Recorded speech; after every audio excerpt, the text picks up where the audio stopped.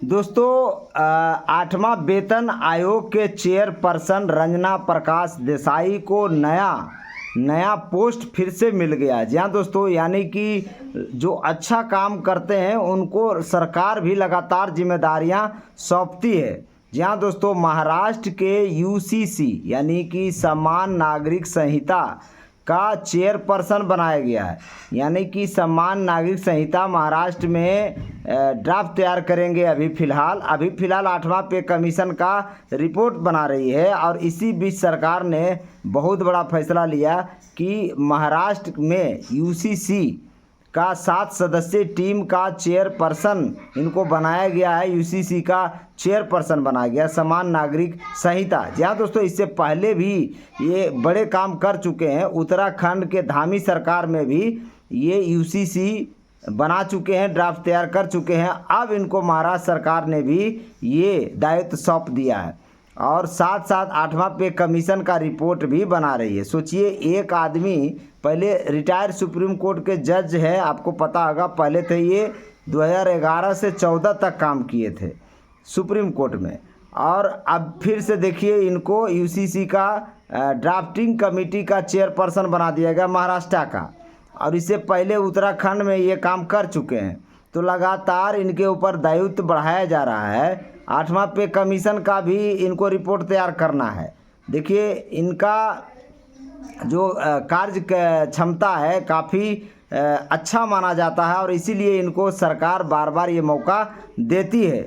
और उम्मीद करते हैं इस बार पहली महिला हैं 8वां पे कमीशन के लिए, चेयरपर्सन के लिए। तो इस बार महिलाओं की बात सुनेंगे। जी हाँ दोस्तों, महिलाओं की बात कहने का मतलब ये हुआ कि महिलाओं का जो फिटमेंट फैक्टर में सहयोग है, जो कंजप्शन में सहयोग है, जो माता पिता का सहयोग है फैमिली यूनिट में, वो इस बार बढ़ाया जाएगा। क्योंकि अगर पुरुष को फिटमेंट फैक्टर में 1 रखा जाता है, फैमिली यूनिट में 1 रखा जाता है, तो महिलाएं को भी 0.8 क्यों रखा गया है, ये इस बार जस्टिफाई करने की ज़रूरत है।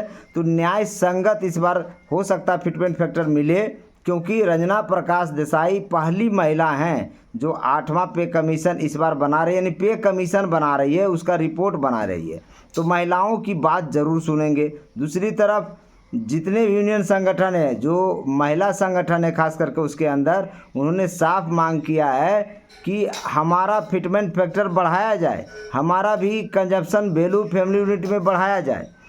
तो आप सोचिए, जो महिलाओं का कंजप्शन यूनिट है फैमिली यूनिट में 0.8 रखा गया है और पुरुष का 1 रखा गया, क्यों नहीं दोनों को बराबर कर दिया जाता है। और जैसे ही बराबर होगा तो फिटमेंट फैक्टर ज़्यादा मिलेगा सरकारी कर्मचारियों को। और यही तो लोग चाहते हैं कि अगर फिटमेंट फैक्टर ज़्यादा मिलेगा तो आपको सैलरी ज़्यादा मिलेगा, आपको पेंशन ज़्यादा मिलेगा।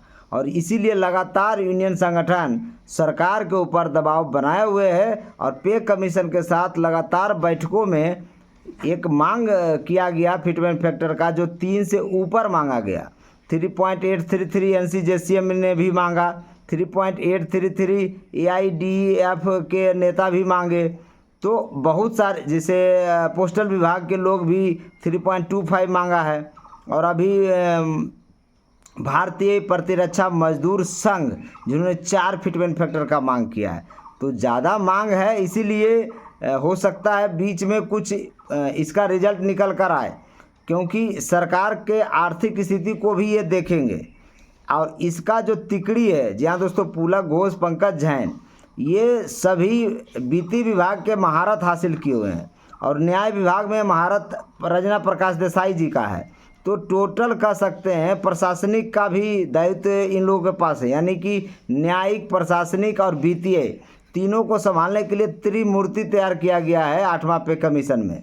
काफ़ी पढ़े लिखे इंसान है सब, तो हो सकता है कर्मचारियों के लिए अच्छा कुछ सोचें। जी हाँ दोस्तों, कई कर्मचारी लोग ऐसे हैं जो कंजर्वेटिव माइंड्स का है, उनका कहना है कि 2 फिटमेंट फैक्टर से ज़्यादा सरकार नहीं देगी।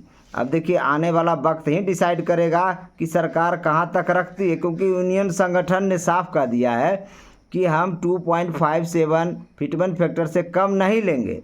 अगर उससे कम सरकार देगी तो हम संसद का घेराव करेंगे और धरना प्रदर्शन करेंगे, भूख हड़ताल करेंगे। तो सरकार के ऊपर भी ये दबाव है कि कर्मचारी यूनियन संगठन कहीं विरोध ना शुरू कर दे, इसीलिए एक अच्छा अमाउंट, एक कह सकते हैं कि बैलेंस बनाने की कोशिश किया जाएगा इस बार 8वां पे कमीशन में, क्योंकि महंगाई भी 3 गुना बढ़ गया है। महंगाई आपको हम पहले वीडियो से बता रहे हैं, महंगाई पहले से 3 गुना बढ़ चुका है। तो आप सोचो उस हिसाब से आपका सैलरी पेंशन नहीं बढ़ा है तो आप कैसे सरवाइव कर पाएंगे? तो आपका जीवन स्तर अच्छा नहीं होगा, जीवन स्तर खराब हो जाएगा, और अभी खराब हो रहा है क्योंकि 7वां वेतन आयोग का ही सैलरी मिल रहा है। तो उस हिसाब से ये मुद्रास्फीति के साथ कंपेटिबल नहीं है, यानी कि महंगाई को कट आउट नहीं कर पा रहे हैं हम लोग, इसीलिए वेतन आयोग लगाया जाता है ताकि महंगाई को कट आउट किया जाए, महंगाई को बैलेंस किया जाए। तो सरकारी कर्मचारी अधिक से अधिक फिटमेंट फैक्टर मांगेंगे। कैसा फिटमेंट फैक्टर? जिससे सरकारी कर्मचारी और पेंशनर्स का भत्ता जो भी मिलना हो वो बैलेंस में रहे, अधिक से अधिक मिलेगा, तभी सरकारी कर्मचारी का जीवन यापन अच्छा हो पाएगा, अपने बच्चों के रोज़मर्रा जीवन पर खर्च कर पाएंगे, चाहे चिकित्सा व्यवस्था हो चाहे तो शिक्षा व्यवस्था हो, वो अपने बच्चों को अच्छा शिक्षा दे पाएंगे, अपने बच्चों का अच्छा स्वास्थ्य देखभाल कर पाएंगे, और रोज़मर्रा के जीवन में ज़िंदगी वो जी रहे हैं वो अच्छी तरीके से व्यतीत कर पाएंगे। इसलिए ज़्यादा फिटमेंट फैक्टर होना ज़रूरी है, क्योंकि ये 10 साल के बाद बढ़ता है। देखिए बैंक में 5 साल के बाद ही रिवीजन हो जाता है। PSU जो पब्लिक सेक्टर अंडरटेकिंग है वो 5 साल के बाद ही उनका पे रिवीजन होता रहता है। तो कर्मचारी संगठन का ये भी कहना था कि 10 साल पर पे कमीशन आता है, क्यों नहीं इसे 5 साल पर पे कमीशन बनाया जाए, और 5 साल पर पे कमीशन आएगा तो आपको महंगाई, जो भी महंगाई बढ़ेगा आपको समझ में नहीं आएगा, आसानी से उसे पार कर जाएंगे, यानी इतना वेतन आपको मिलेगा। इसीलिए कहता है जो इन्फ्लेशन है उसके साथ वेतन का जोड़ दिया जाए, DA को जोड़ दिया जाए इन्फ्लेशन के साथ। लेकिन सरकार क्या की है, एक बकेट बना ली है, बकेट में कुछ सामान रख दी है, उसी सामान का all India consumer price index में बढ़ता है दाम, तो इस बकेट से DA का दाम बढ़ता है। तो आप सोचिए ये बकेट सिस्टम सही नहीं है, ये बकेट सिस्टम इतना गला हुआ चीज़ है जिसके कारण आपका DA बहुत ही कम बढ़ता है। इसे पिछले वाला सरकार को आप देख लीजिए, DA बढ़ा था 10 साल में 125%, और इस सरकार में DA बढ़ा मात्र कितना 60%, 10 साल में 60% DA बढ़ा, और इससे पिछले वाले सरकार में 10 साल में 125% DA बढ़ा। सोचिए कितना हुआ, दुगना से भी ज़्यादा बढ़ा था, दुगना से भी ज़्यादा। और ये सरकार देखिए ऐसा बकेट बना दिया है, सरकारी कर्मचारियों को पैर हाथ तोड़ दिया है, सरकारी कर्मचारियों को लंगड़ा बना के छोड़ दिया है, क्योंकि DA बढ़ता ही नहीं है। और महंगाई कितना बढ़ता है, महंगाई के हिसाब से आपका DA कुछ भी नहीं है। साल में 3% इंक्रीमेंट मिलता, 3% में क्या होगा, 3% इंक्रीमेंट में आपका क्या होगा, कम से कम 5 या 6% बढ़ना चाहिए।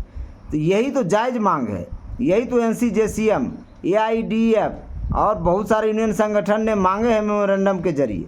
तो सरकार को सोचना पड़ेगा सरकारी कर्मचारी के पॉकेट में ज़्यादा पैसा कैसे दिया जाए, और जब आप पॉकेट में पैसा देंगे तभी तो शेयर मार्केट चलेगा सही तरीके से, या फिर हमारा जो बाज़ार चलेगा और आर्थिक स्थिति सही होगा। तो इस वीडियो को शेयर करिए। जय हिंद, जय भारत।